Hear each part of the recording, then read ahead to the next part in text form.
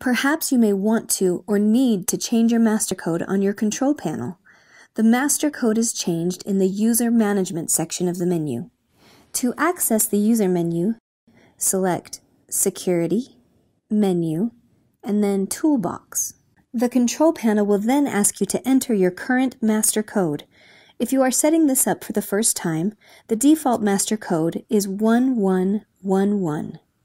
Once you are in the User Toolbox, select User Management.